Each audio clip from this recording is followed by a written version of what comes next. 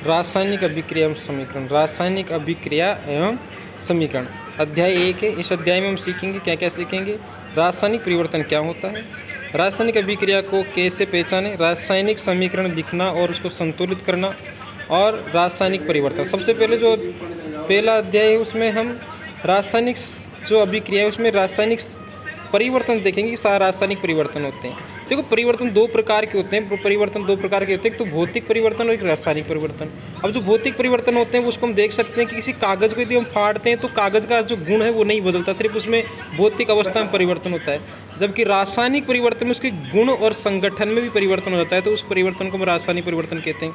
कि जब किसी पदार्थ की प्रकृति और पहचान बदल जाती है, हम कह सकते हैं कि एक रासायनिक परिवर्तन हुआ है। लेकिन यदि कागज़ को दो भागों में बांटेंगे तो उसके रासायनिक परिवर्तन नहीं कह सकते, वो भौतिक परिवर्तन है, यानी कि उसकी मूल प्रकृति में उसका बदलाव नहीं हुआ है।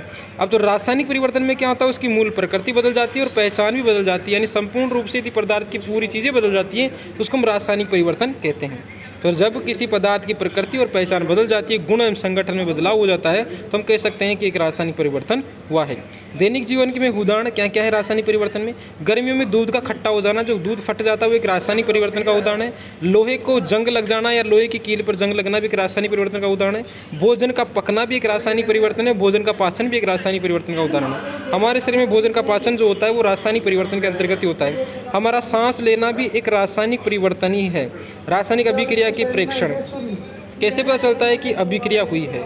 हम इनको चार में से कोई भी बदलाव देख सकते हैं। अवस्था में परिवर्तन, रंग में परिवर्तन, गैस का निष्कासन या उत्सर्जन और तापमान में परिवर्तन। यदि इन चारों अवस्थाओं में से कोई एक चीज़ घटित हुई है तो इसका मतलब है कि उसमें रासायनिक परिवर्तन हुआ है। यदि किसी की अवस्था में परिवर्तन हुआ हो या रंग में परिवर्तन हुआ हो, गैस का निष्कासन हुआ हो या तापमान में परिवर्तन हुआ हो, तो उसमें रासायनिक परिवर्तन हुआ है। अब रासायनिक परिवर्तन से हम देखेंगे इस रासायनिक समीकरण क्या चीज़ होती है।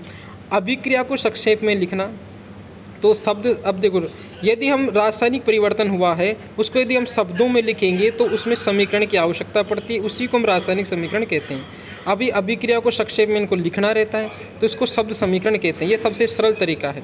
अब उदाहरण देखेंगे, क्रियाकलाप 1.1, मैग्नीशियम प्लस ऑक्सीजन, ये दोनों मिलेंगे तो मैग्नीशियम ऑक्साइड बनता है। और इसमें अभिकारक है मैग्नीशियम और ऑक्सीजन, और जो इसमें उत्पाद जो बना है वो मैग्नीशियम ऑक्साइड बना है। ठीक है, तो अभिकारक वे पदार्थ, अभिकारक क्या होते हैं कि वे पदार्थ जिनमें रासायनिक परिवर्तन होता है, जो LHS की तरफ लिखे जाते हैं उनको अभिकारक कहते हैं। उत्पाद क्या होता है, अभिक्रिया में बनने वाले नए पदार्थ RHS पर तीर के इस तरफ वो लिखे जाते हैं। देखो, तीर के निशान के इस तरफ, यहाँ पर हम तीर के निशान के इस तरफ यदि लिखे जाते हैं तो इसमें अभिक्रिया की जो दिशा इधर की तरफ होती है वो उत्पाद होते हैं इधर वाले, और इधर वाले अभिकारक होते हैं। यानी दो या दो से अधिक पदार्थ जो मिलने वाले होते हैं वो अभिकारक, और जो बाद में जो मटेरियल जो बनता है वो उत्पाद होता है।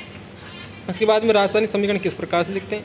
अब मैंने बताया था रासायनिक समीकरण क्या होती है कि रासायनिक परिवर्तनों को यदि हम शब्दों के रूप में लिखेंगे तो उसको ही रासायनिक समीकरण कहते हैं। तो दो की जगह रासायनिक सूत्र का उपयोग यदि हम करते हैं, कि सूत्रों का यदि उपयोग करते हैं तो उसको रासायनिक समीकरण में हम लिखते हैं। जैसे उदाहरण के लिए मैग्नीशियम को Mg से व्यक्त करते हैं, इसलिए मैग्नीशियम का सूत्र हो गया Mg, और ऑक्सीजन को O2 के रूप में लिखते हैं तो ऑक्सीजन का सूत्र हो गया O2, तो मैग्नीशियम ऑक्साइड बना MgO।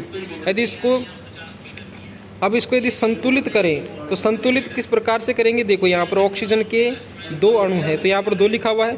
इसी प्रकार से यहाँ पर ऑक्सीजन के 2 अणु चाहिए तो 2 में यहाँ पर लिखेंगे, लेकिन इस 2 को यहाँ लिखने से मैग्नीशियम के 2 अणु बन गए, तो मैग्नीशियम के 2 अणु बनाने के लिए 2 को हम यहाँ पर लिख सकते हैं। तो 2 Mg plus O2 tends to 2 MgO लिख सकते हैं। इस तरह के समीकरण को ढांचा रासायनिक समीकरण कहते हैं। ये एक मतलब ढांचा रासायनिक स्ट्रक्चर हो गया रासायनिक समीकरण का। ये समीकरण असंतुलित है क्योंकि तीर के दोनों और तत्वों के परमाणु की संख्या समान नहीं है, तो इसको संतुलित मैंने अभी करके बताया था। इस प्रकार इसको संतुलित कर सकते हैं। ठीक है, तो हमेशा चेक करो कि LHS के परमाणु बराबर RHS के परमाणु, दोनों के परमाणु बराबर है तो रासायनिक समीकरण संतुलित है। अन्यथा यदि दोनों के परमाणुओं की संख्या बराबर नहीं है तो रासायनिक समीकरण संतुलित नहीं है। ठीक है, अब इसके बाद में देखेंगे संतुलित रासायनिक समीकरण का महत्व क्या होता है। तो रासायनिक समीकरण को संतुलित करना क्यों आवश्यक होता है। यहाँ पर हम देखेंगे द्रव्यमान संरक्षण का नियम। द्रव्यमान संरक्षण का नियम हम जानते हैं कि इस नियम के अनुसार न तो पदार्थों को उत्पन्न किया जा सकता है, नहीं नष्ट किया जा सकता, यानी कि कोई भी जो परमाणु की संख्या यानी पहले और बाद में बराबर बनी रहती है। तो नियमित किसी भी रासायनिक अभिक्रियाओं में द्रव्यमान का न तो निर्माण होता है, न ही विनाश होता है।